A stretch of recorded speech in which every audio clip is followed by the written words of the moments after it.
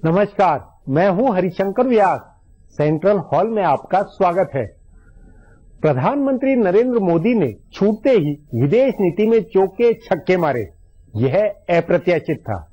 लोग उनसे घरेलू दशा दिशा आर्थिक मामलों पर फोकस की उम्मीद लगाए हुए थे। सोचते थे कि विदेश नीति में वे किसी दूसरे के भरोसे रहेंगे, लेकिन उन्होंने शपथ से पहले ही विदेश नीति में पहल की। अपने शपथ समारोह में सार्क देशों के प्रमुख और मॉरिशस के प्रधानमंत्री को बुलाकर सबको हैरान किया। जब न्योता गया और श्रीलंका के राष्ट्रपति राजपक्षे को लेकर तमिलनाडु में बवाल हुआ तो कईयों ने सोचा कि यह तो सिर मुड़ाते ही ओले पड़ना है, लेकिन नरेंद्र मोदी विचलित नहीं हुए। अपने आप यह मैसेज गया कि नरेंद्र मोदी की सरकार विदेशी मामलों में अंदरूनी राजनीति को हावी नहीं होने देगी। केंद्र सरकार वही करेगी जो राष्ट्र हित में होगा।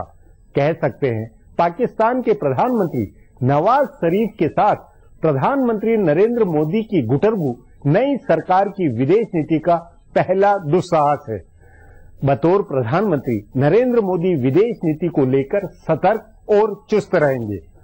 कमान खुद उनके हाथों में होगी। वे पहल कर विदेश नीति को नया रूप दे सकते हैं।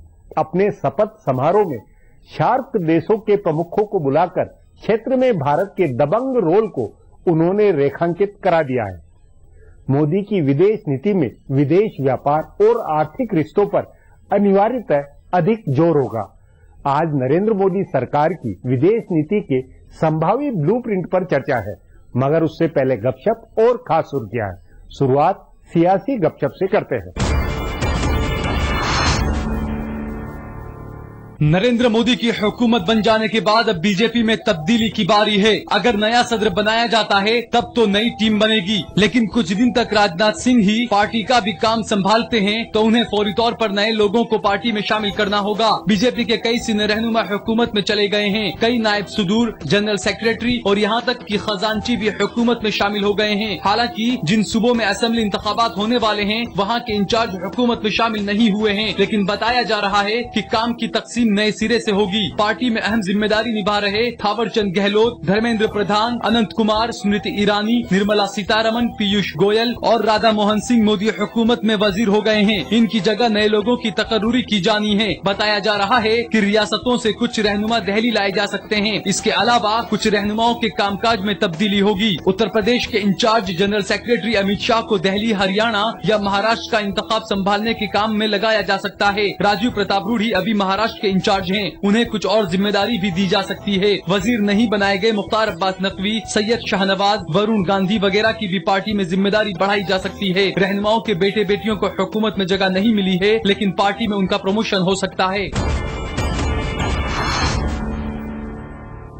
नरेंद्र मोदी अपनी काबीना की तौसीफ फौरन नहीं करने जा रहे हैं। बीजेपी और हिमायती पार्टियों के रहनुमाओं के बीच इस तरह की कयास आराई जाहिर की जा रही है कि एक महीने में वो अपनी काबीना की तौसीफ कर सकते हैं। आम रिवायत के मुताबिक कई लोग अंदाजा लगा रहे हैं कि जुलाई में जब मानसून इजलास शुरू होगा, जो इस हुकूमत का पहला बजट इजलास भी होगा, उस वक्त शायद मोदी अपनी काबीना की तौसीफ और उसमें तब्दीली करें। इसी वजह से एक महीने के वक्त की मियाद दी जा रही है। जो रहनुमा वजीर नहीं बन पाए हैं उनको भी एक महीने की यकीन दहानी कराई जा रही है ताकि फिलहाल मामला रफा दफा हो। लेकिन जराये का कहना है कि अभी 1 या 2 महीने में हुकूमत में तौसी का कोई मंसूबा नहीं है। सिर्फ वजीर दिफा के तौर पर किसी लीडर को शामिल किया जा सकता है, लेकिन उसे तौसी के तौर पर देखने की जरूरत नहीं है। नरेंद्र मोदी ने बहुत सोच समझ कर काबीना को तश्कील किया है और वो इसके पूरी तरह से लय में आने का इंतजार करेंगे। इस लिहाज से वो कम से कम 6 महीनों का वक्त अपनी इस हुकूमत को देंगे। बताया जा रहा है कि नवंबर दिसंबर में जिन सूबों में इंतखाबात होने हैं उसमें उन्होंने महाराष्ट्र, हरियाणा, दिल्ली और जम्मू कश्मीर को अच्छी खासी नुमाइंदगी दे दी है। सिर्फ झारखंड इस मामले में पिछड़ गया है। 12 सीटें जीतने के बावजूद सिर्फ एक ममलिकती वजीर का ओहदा मिला है। माना जा रहा है कि इंतखाबात से कबल वहाँ से किसी और को भी हुकूमत में जगह मिल सकती है। इसके अलावा हुकूमत में तब्दीली के कोई इम्कानात नहीं है।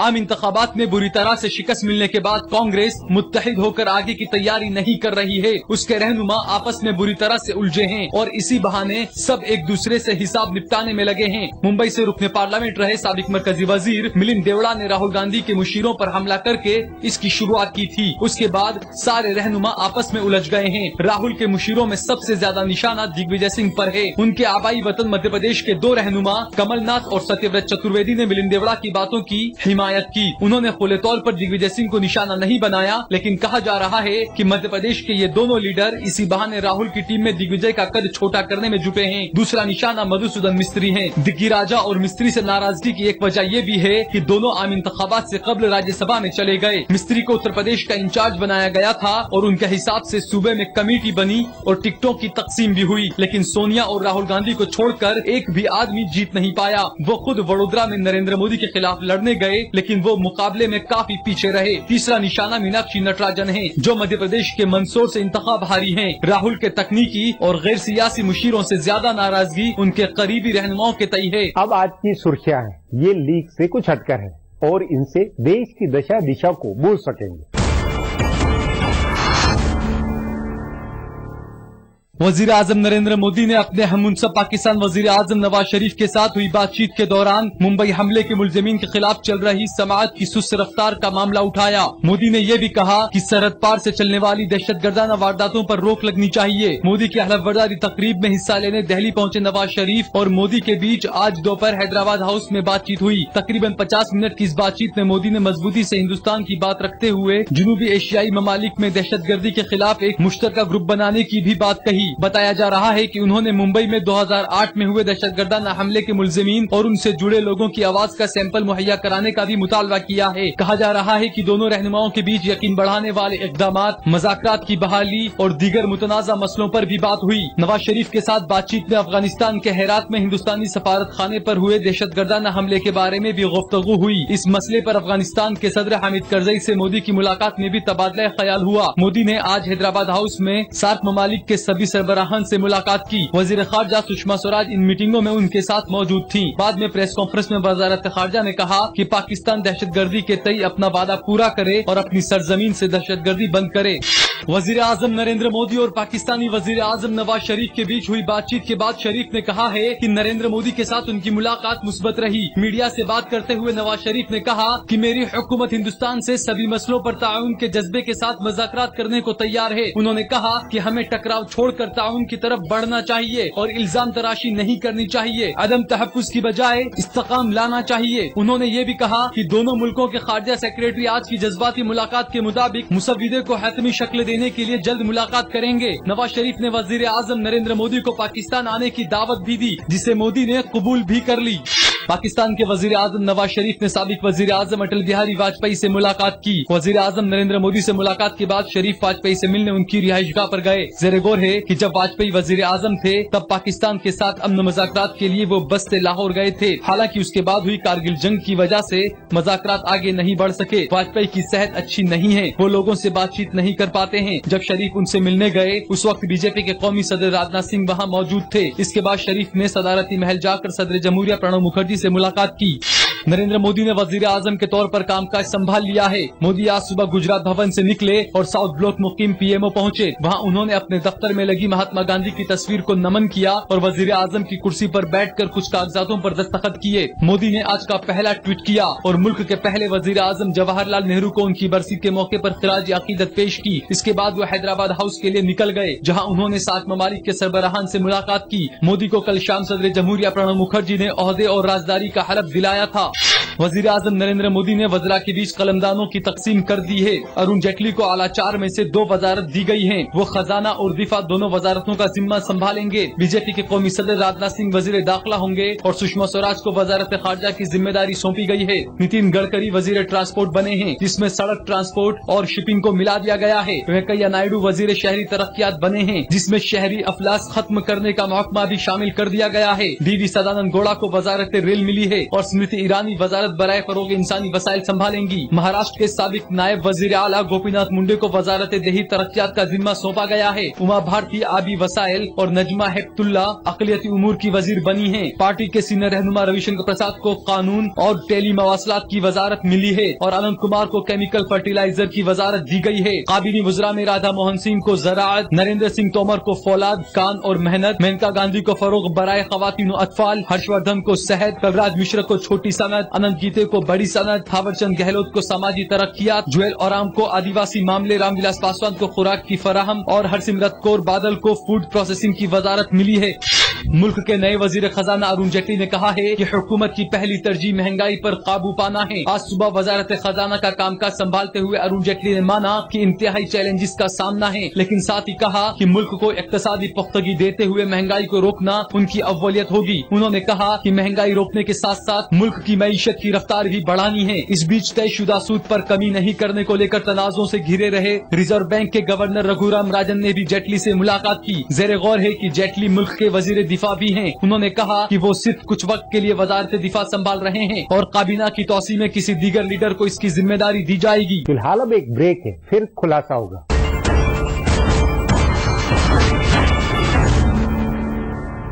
किसे उम्मीद थी कि शपथ से पहले ही नरेंद्र मोदी पाकिस्तान से डायलॉग की सोचेंगे।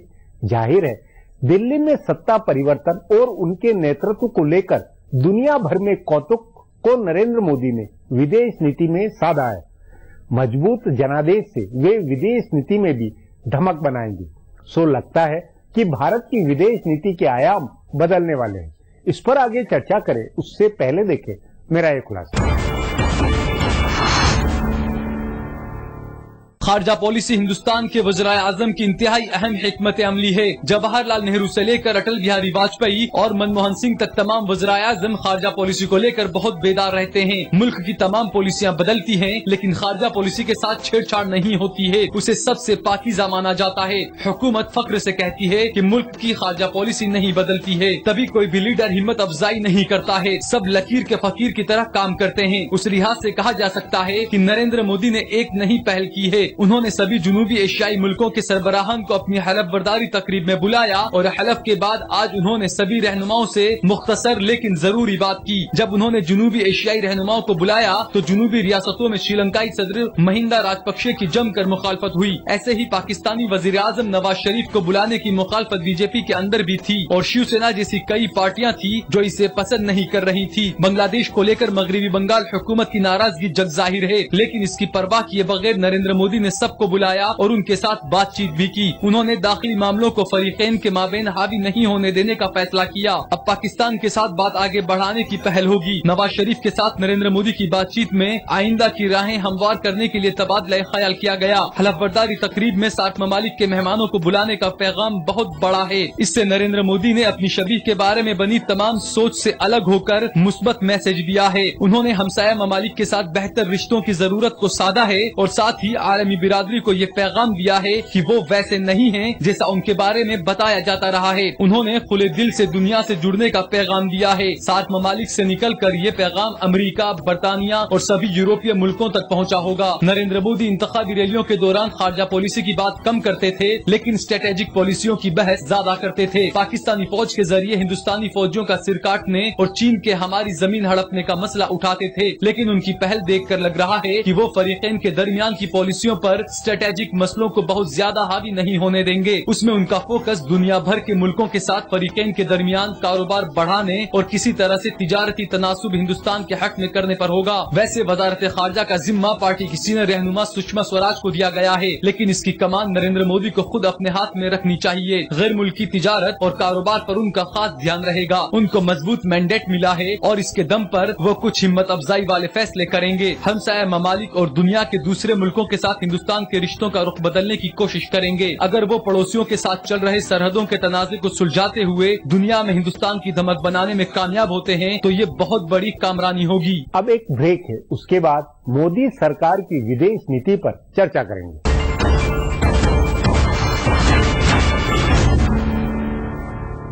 दुनिया में प्रधानमंत्री नरेंद्र मोदी को लेकर जितनी तरह के अनुमान है उसका ब्यौरा दे सकना असंभव सा है।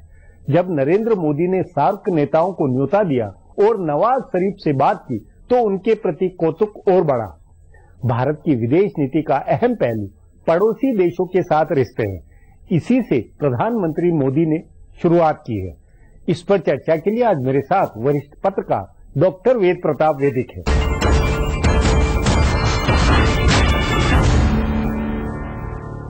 वैदिक जी, आप 40-50 साल से भारत के प्रधानमंत्रियों को देखते आए हैं, भारत की विदेश नीति को सत्ता परिवर्तन के साथ में किस तरह चेंज होता है वो देखते आए हैं। आपके अनुसार नरेंद्र मोदी के शपथ लेने के साथ में भारत की विदेश नीति में किस तरह के परिवर्तन क्या या विदेश नीति को लेकर क्या लक्षण नजर आते हैं? मुझे सबसे पहले तो नरेंद्र मोदी की ये बात अच्छी लगी कि विदेश नीति का अब तक का जो कुछ फोकस था उसको एकदम बदला तो नहीं है, लेकिन उसमें नए आयाम जोड़ दिए हैं। पड़ोसी देशों को आमंत्रित करना लोगों को लग रहा है कि क्या अजीब बात है, लेकिन ये बहुत अच्छी बात हुई है और बराबर में इसकी वकालत करता रहा हूं। आपके अनुसार ये है कि दक्षिण एशिया के अंदर भारत की प्रमुखता, भारत की दबंगता का इससे एक तरह से एहसास नरेंद्र मोदी ने करा दिया है, पर इसका साइकोलॉजिकल असर पड़ोसियों पर क्या दूसरा नहीं होगा अगर ये अप्रोच है तो? व्यास जी, आपने बड़ी गहरी बात कह दी है, मैं आपकी बात से सहमत नहीं हूँ। ये बात पाकिस्तान के बहुत सारे लोग कहते हैं कि हिंदुस्तान हम पे दादागिरी करना चाहता है, लेकिन मेरा कहना यह है कि भारत बिग ब्रदर नहीं है, एल्डर ब्रदर है, वो बड़ा भाई है, वो दादा नहीं है। बड़ा भाई त्याग करता है, तपस्या करता है। पूरे क्षेत्र का केंद्र बिंदु नई दिल्ली की रायसीना हिल है, ये तो मैसेज जाता ही है। वो तो है ही। आप देखिए पूरे यूरोप के अंदर बराबरी के राष्ट्र हैं, दक्षिण पूर्व एशिया में लगभग बराबरी के राष्ट्र हैं, अफ्रीका में लगभग बराबरी के राष्ट्र हैं। यही इलाका ऐसा है दक्षिण एशिया का, यहाँ अकेला राष्ट्र भारत पड़ोसी सारे राष्ट्रों को मिलाकर भी जनसंख्या, इलाका, समृद्धि, पैसा, रोजगार हर हिसाब से बढ़ा है। उस नाते स्वाभाविक है ये। स्वाभाविक। और उसमें सबको, लेकिन उसमें ये कि सबको विश्वास में लेकर चलते हुए क्या ये संभव है? क्योंकि मनमोहन सिंह जैसे बिल्कुल सहज सरल प्रधानमंत्री के समय भी सारे पड़ोसी बिदके हुए थे, तो अब दबंगता के साथ क्या वो बेहतर हो सकते हैं? वो सहज सरल प्रधानमंत्री होते तो भारत बहुत आगे बढ़ जाता है। अब वाकई एक प्रधानमंत्री आया है और इस प्रधानमंत्री ने जो नई पहल की है, मुझे पूरा विश्वास है कि इसका अच्छा असर पड़ेगा। और देखिए, मियां नवाज शरीफ ने यहाँ आकर मेरी राय में, वो तो मेरे मित्र हैं, उन्होंने गलती की। वो प्रेस कॉन्फ्रेंस करना चाहते थे शपथ विधि के पहले। सुबह ही मैंने कहा कि प्रेस कॉन्फ्रेंस करना उचित नहीं है, पत्रकार उनसे कोई भी सवाल पूछे और उसमें वो बोल पड़े तो सारा कार्यक्रम ही का फोकस बदल जाए। नहीं, लेकिन आपके अनुसार नवाज शरीफ और नरेंद्र मोदी की बातचीत से कोई रिश्तों में गुणात्मक परिवर्तन तो नहीं आ सकता? ये आशावाद और उम्मीदों का एवरेस्ट आप खड़ा कर, आप जैसे सुधी विशेषज्ञ अगर करेंगे तो होगा क्या? ये एक साधारण भेंट है, जो एक दूसरे को समझने के लिए मुलाकात है, एक तरह सारे पड़ोसी एक दूसरे को समझ जाए, नरेंद्र मोदी को लेकर उनको भी अनुमान लगा होगा। ये एक परिचयात्मक मुलाकात है, लेकिन हो सकता है इसमें से ही आशा का कोई अंकुर फूटे और दोनों देशों के बीच में वो हो जाए जो पिछले 67 साल में नहीं हुआ है। इस एक सार्क देशों के लक्षण के अलावा आप नरेंद्र मोदी के जो भाषण हुए हैं, जो कुछ अभी तक उन्होंने कहा, उससे विदेश नीति, अंतर्राष्ट्रीय संबंधों में महाशक्तियों के साथ रिश्तों को लेकर मोटा मोटा क्या अनुमान, ब्लूप्रिंट बनता है? देखिए, मेरा कहना यह है कि अभी तक नरेंद्र मोदी प्रांतीय नेता रहे। नहीं, लेकिन भाषणों में, चुनाव के भाषणों में उन्होंने अंतर्राष्ट्रीय या विदेशों से रिश्तों को लेकर कहा है। चुनाव के भाषणों में कई बार आदमी सख्त बातें भी बोलता है, ऐसी बातें भी बोलता है कि जिनसे वोट मिले। वो बातें संबंध सुधारने के लिए नहीं होती है, वोट कबाड़ने के लिए होती है, इसलिए उन पर ज्यादा ध्यान नहीं देना चाहिए। लेकिन उन्होंने चीन से अच्छे संबंध बनाने, जापान से अच्छे संबंध बनाने और भी कई देशों के साथ, खासतौर से पड़ोसी देशों के साथ अच्छे संबंध बनाने की बात कई बार कही है। और सबसे बड़ी बात, अगर एक बड़ा आर्थिक संघ खड़ा कर सके नरेंद्र मोदी अगले 5 साल में तो चमत्कार हो जाएगा। वैदिक जी की आगे के हिसाब से आप पांचों सुरक्षा परिषद के जो सदस्य देश है उसके साथ में संबंधों में नरेंद्र मोदी खुद अपनी पहल करके काम करेंगे, उसमें कोई शक नहीं है। और जब भी प्रधानमंत्री विदेश नीति का मूलाधार नहीं होता है, विदेश नीति निराधार हो जाती है। और क्योंकि श्रीमती सुषमा स्वराज रहेंगी, इसलिए मैं समझता हूँ कि ये 2 मूलाधार मिलकर एक जबरदस्त विदेश नीति बनाएंगे। आपके अनुसार पड़ोसी देशों में ज्यादा छोटे छोटे, क्योंकि मालदीव मनमोहन सरकार के समय मालदीव जैसा देश भी भारत की नहीं मान रहा था, नेपाल में भी ये दशा थी, बांग्लादेश के अंदर भी ढाका जो समझौता तिस्ता को लेकर था ये थे। इन मामलों में कुछ ठोस बात, अब ये सब कायदे से व्यवहार करेंगे, ये बहुत अच्छी तरह से बर्ताव करेंगे। और मैं आपको बतलाऊं कि करीब 10 साल पहले सुषमा स्वराज कई सांसदों के साथ पाकिस्तान गई थी। मैंने उनका परिचय बेनजीर भुट्टो से कराया था। बेनजीर भुट्टो जब यहाँ आई भारत तो वो सुषमा स्वराज के घर मिलने गई। सुषमा स्वराज का जन्मदिन था, जाके बधाई दी उन्होंने। तो सुषमा स्वराज में काबिलियत है कि पड़ोसी देशों में भी वो अपनी लोकप्रियता फैलाएंगी और मैं समझता हूँ उससे भारत को बहुत लाभ होगा। आपके अपने अनुभव के हिसाब से पिछले तमाम प्रधानमंत्रियों की विदेश नीति और अब इन प्रधानमंत्री के रहते हुए आपको विदेश नीति में क्या संभावना नजर आती, कितना गुणात्मक परिवर्तन होगा? इसका सबसे बड़ा तो प्रभाव ये होने वाला है कि मोदी को किसी को धमकाने की जरूरत नहीं है जी। अपने आप ही लोग धमके हुए हैं जी। इसका एक असर होगा एक ये बड़ा असर अपने आप होगा जी। पड़ोसी देशों को नहीं धमकाना है, उन देशों में उन देशों के लोगों को धमकाने वाले जो तत्व है, उग्रवादी तत्व है, अतिवादी तत्व है, मजहबी तत्व है, वो अपने आप ही घबराए हुए हैं, उनके पसीने छूट रहे हैं और उनकी घबराहट से उन सबको साझा शत्रु बना दें, पाकिस्तान का भी, अफगानिस्तान का भी, नेपाल का भी, मालदीव का भी। तो मैं समझता हूँ कि मोदी के लिए बहुत बड़ी दिग्विजय हो जाएगी। मतलब ये कि अपने आप मोदी के व्यक्तित्व कृतित्व की जो इमेज गई हुई है, जो ब्रांडिंग हुई है, उसका ही अपने आप विदेश नीति में बहुत भारत को फायदा होने वाला कहीं ही असर होगा जी। हाँ ये है। और मोदी अगर विशेषज्ञों की सलाह ले, जैसे कि नरसिंह राव जी लिया करते थे या अटल बिहारी वाजपेयी जी लिया करते थे, तो बहुत काम कर सकते। नहीं, लेकिन इसमें मेरा एक बुनियादी सवाल आपसे ये वैदिक जी कि विदेश मंत्रालय की बुनावट में आर्थिक कूटनीति नहीं है, व्यापारिक हितों को ज्यादा चिंता नहीं होती, बहुत रूटीन के थके हुए अफसरों का वाला विदेश मंत्रालय, उसमें कोई जब तक परिवर्तन नहीं होगा उसको कैसे आखिर नरेंद्र मोदी ठीक करेंगे? आपने प्रश्न किया है, लेकिन आपने बहुत अच्छा सुझाव दिया प्रश्न के माध्यम से और मेरा इसको पूरा समर्थन है कि हमारे विदेश मंत्रालय में एक तो आर्थिक विदेश नीति का हिस्सा होना चाहिए और एक सांस्कृतिक विदेश नीति और विदेश व्यापार का भी, मतलब व्यापार, आर्थिकी और तीनों चीजों का आर्थिक वो हो गया और सांस्कृतिक विदेश नीति का भी एक पूरा हिस्सा होना चाहिए। ऐसे है हमारे यहाँ सांस्कृतिक परिषद है, लेकिन मैं चाहता हूँ कि पंच भकार की विदेश नीति चले, भाषा, भूषा, भोजन, भजन, भेषज, ये राजनीति चले। ये पूरे भारत को प्रतिनिधित्व करते हुए इस पर कूटनीति होनी चाहिए। भारत को अरबों रुपए की आमदनी, भारत की लोकप्रियता, और उसमें पर्यटन भी, विदेशी पर्यटन के नाते एक ये फोकस नरेंद्र मोदी का रहा है, उसको आकर्षित करने के लिए भी विदेश मंत्रालय को एक माध्यम बनाया जाना चाहिए। सांस्कृतिक स्तर पर भारत को ऐसे 50 देश हैं दुनिया के जो गुरु देश मानते हैं। चीन में तो भारत का नाम ही गुरु देश है, या जापानी सर्किट या बुद्धिस्ट सर्किट वाला, सारे बुद्धिस्ट लोग भारत आना चाहते हैं। तो मैं समझता हूँ कि नरेंद्र मोदी के लिए बहुत अच्छी चुनौतियां हैं। वैदिक जी, बातचीत को यहीं समाप्त करेंगे। प्रोग्राम में आने के लिए बहुत बहुत धन्यवाद। हमारा प्रोग्राम अब यहीं खत्म होता है, मुझे इजाजत दीजिए, कल फिर मिलेंगे इसी चैनल पर इसी समय।